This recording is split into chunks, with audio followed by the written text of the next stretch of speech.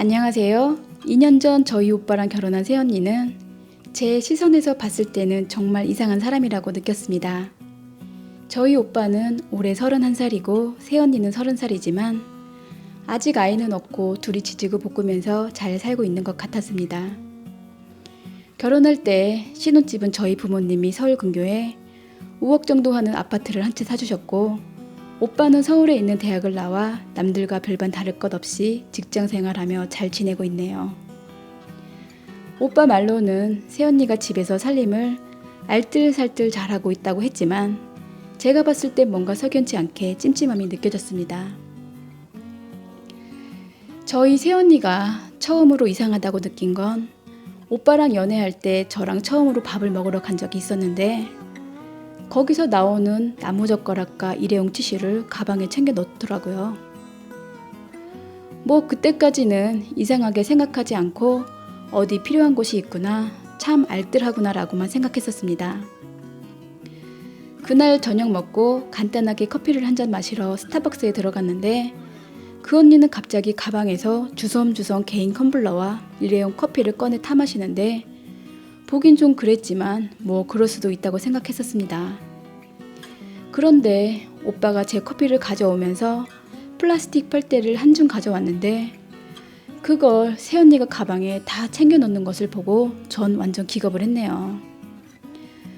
그 언니의 몰상식한 행동을 보고 전 너무 민망했고, 오빠 귀에 대고 오빠 여자친구 미친 거 아니냐고 했더니 오빠가 언니 몰래 이미 커피숍 쪽에 양해를 구해 돈을 지불했다 했고, 그냥 저 소소하고 알뜰한 모습이 너무 귀엽다는 귀신 씨다락 까먹는 소리를 하고 있는데 저희 오빠 역시 제정신이 아니더라고요.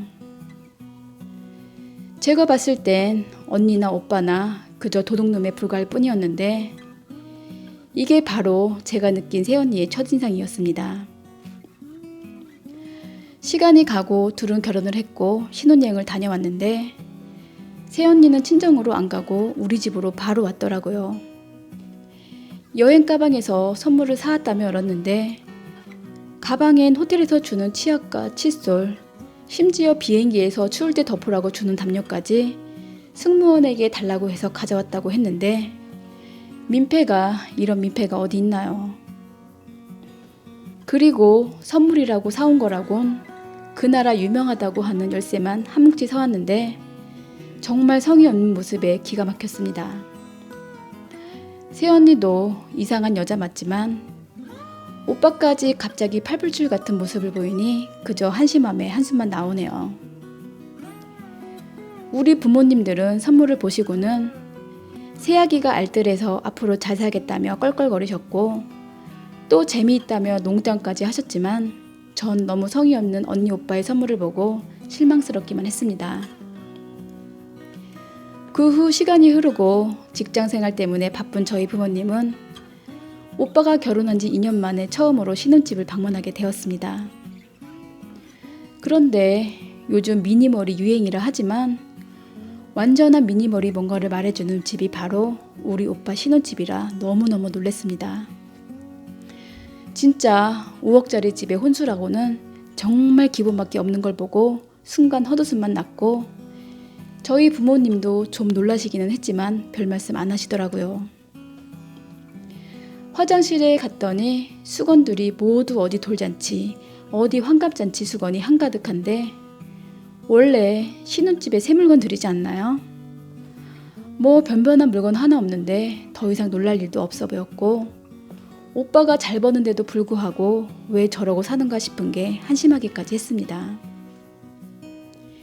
저희 엄마도 저녁 식사 때 나온 음식 그릇을 보고는 이거 어디서 사온 거냐 물어보니 새언니는 친정엄마가 쓰던 거 다 물려받은 거라며 자랑스럽게 이야기하는데 짝 맞는 밥그릇도 컵도 없고 참 할 말을 잃게 만들었습니다. 그런데 우리 등신 같은 오빠는 뭐가 그렇게 좋은지 이렇게 거지 같은 집구석에 사는데도 마냥 좋아서 입이 귀에 걸려 내려오지 않더라고요. 저희 아빠가 저녁 먹고 모두 술 한잔 하자길래 새언니가 저보고 같이 술을 사러 나가자고 합니다. 그런데 새언니가 갑자기 커다란 가방 하나를 등에 지길래 전 술을 담으려고 하나보다 생각하고 나섰는데 글쎄 가는 길마다 쓰레기통 옆을 보며 빈 술병을 찾아 가방에 담으면서 마트에 가면 소주병과 맥주병을 가져다 주면 돈을 준다고 하더라고요. 전 새언니 모습이 너무 창피해서 그 순간 집에 갈까 생각하다 아직 새언니랑 친하지 않아 이 새언니가 민망할까 혼자 속으로 욕만 엄청 했습니다. 와, 이렇게 지질이 궁상해 거지 같은 여자는 처음이라고. 진짜 우리 멍청이 오빠는 어디서 저런 여자를 골랐는지 격 떨어져서 상종하기 싫어 그 다음부턴 될 수 있음 얼굴 마주쳐도 인사만 꾸벅하고 무시해버렸습니다. 그 후 3개월 후 전 수시로 대학 합격해 내년 3월 초에 대학을 입학을 합니다. 새언니가 선물을 주겠다며 신혼집으로 잠시 오라고 전화가 왔었는데 맨날 알뜰살뜰 사흘 설거지 노릇만 하는 새언니한테 기대도 안 했지만 엄마 성화에 못 이겨 오빠 집에 가게 되었네요. 거실에 뻘쭘하게 앉아있으니 안방으로 오라길래 갔더니 커다란 저금통 5개가 이름표가 나란히 붙어 있었습니다. 하나는 시부모님 거, 하나는 남편 거, 하나는 미래의 아기 거, 하나는 보육원 거, 그리고 하나는 시누이 내 거. 이게 무슨 저금통이냐고 물어보니 결혼 전 저를 처음 만난 날 외동으로 자란 새언니는 저를 보고 동생이 생긴 것 같은 기쁨에 그날부터 바로 커피도 안 마시고 모으고 혼수도 안 하고 모으고 신혼여행 선물 안 사고 모으고 매일 술병 주워 모으고 아껴서 모은 돈이라면서 돼지 저금통을 하나를 내밀더라고요. 뭐 사실 감동도 없고 고마움도 없이 이걸 어떻게 들고 가지? 라는 생각으로 그 무거운 저금통을 집으로 질질 끌고 오는데 죽을 뻔했습니다. 오면서도 아 진짜 새언니 진짜 특이하고 이상한 사람이네. 간단하게 돈으로 주면 될 것이지 굳이 이렇게 여러 사람 궁상맞고 힘들게 만들어야 하나 하는 원망을 했습니다.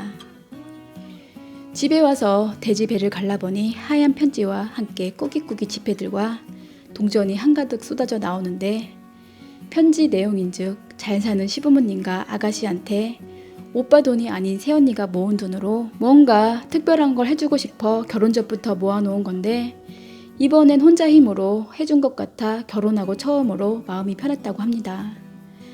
새언니는 학력도 짧고 친정도 못 살고 거기에 건강도 안 좋아 돈도 못 버는데 한결같은 시댁 부모님의 사랑과 저에 대한 고마움에 항상 죄스럽고 미안했다고 했는데 갑자기 눈물이 나더라고요.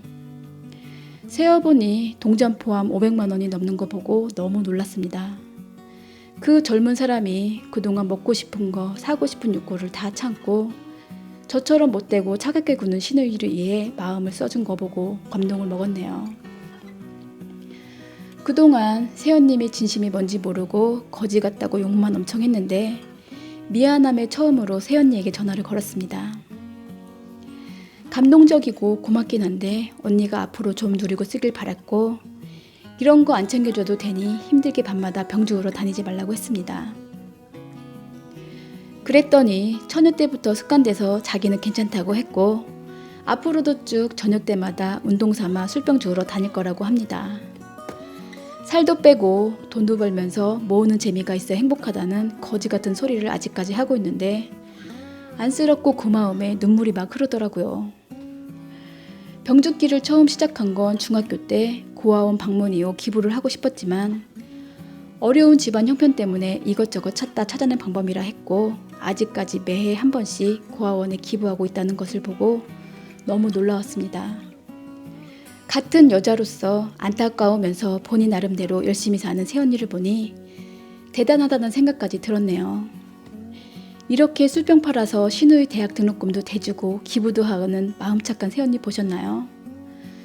저 밀려오는 감동에 전화기에 대고 감사하고 고맙다고 펑펑 울었습니다.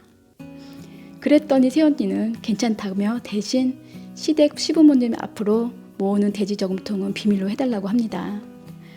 새언니가 생각하는 돈이 어느 정도 모이면 저희 부모님을 모시고 유럽 여행 한번 갈 계획이라고 했는데 아 진짜 사실은 새언니가 그동안 보여준 찌질한 행동이 항상 마음에 안 들었는데 알고 보니 마음도 넓고 하는 행동도 천사에 우리 오빠가 아주 제대로 된 여자랑 결혼한 것 같아 너무 기뻤습니다.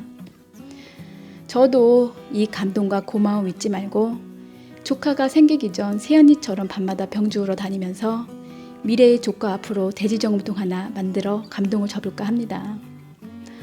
그리고 앞으로는 사람의 겉모습만 보고 판단하는 버릇도 고치고 사람의 진심을 보는 마음의 눈을 한번 가져봐야겠다는 생각을 한번 해봅니다. 오늘도 끝까지 읽어주셔서 고맙습니다.